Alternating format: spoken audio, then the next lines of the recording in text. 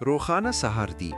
ابو خان په پخلنځای کې ناشتې تیاروي او په ځان کې وایي چې نن به هر څه سم وي، خو بیا هم د مالګې پر ځای شکر اچوي. علي چمچ سکی او په لوړ غږ وایي چې دا ناشتې عجیبه ده.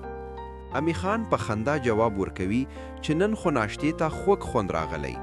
زین دا موقع غنیمت ګڼي او میکسو ته اشاره کوي. دواړه په پخلنځای کې منډې وهي. میکسو خپله لکۍ خوروي او ناڅاپه پلیټونه غلوزي. شیدې، هګۍ او ډوډۍ هر ځای خورې شي.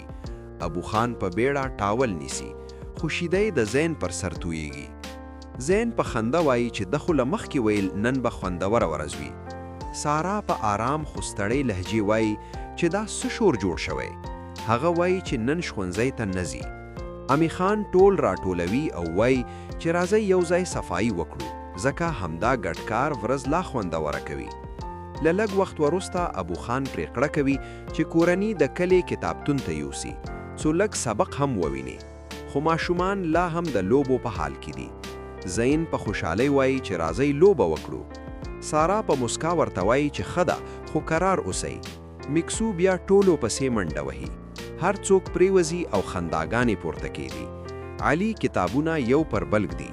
هغه هڅه کوي یو لوړ برج جوړ کړي، خو برج ناڅاپه رالویږي او کتابونه هر ځای خورې شي. امی خان په خنده وایي چې کتابونه هم خپل خوند لري، کولویږي هم بیا سره راټولیږي. ماښام مهال ټول په باغ کې راټولیږي. زین د اوبو کوچنی بالونه جوړوي، هغه پر ټولو یې شندي. میکسو د اوبو له څاڅکو لیونی شي. میکسو په باغ کې منډې وهي. ابو خان چې معمولاً لږ سنجیده وي، دا ځل د ماشومانو سره یو ځای کیږي. هغه پر ټولو اوبه شیندي او ټول خاندي. امی خان ټولو ته یخي اوبه ورکوي. امی خان وایي چې دا ورځ خو رښتیا هم کامله شوه. د شپې لخوا ټول ستړی خو خوشاله سره کینوي. علي وایي چې نن ورځ ډیره مزاحیه وه، که څه هم ډیره ګډوډي پکې وه.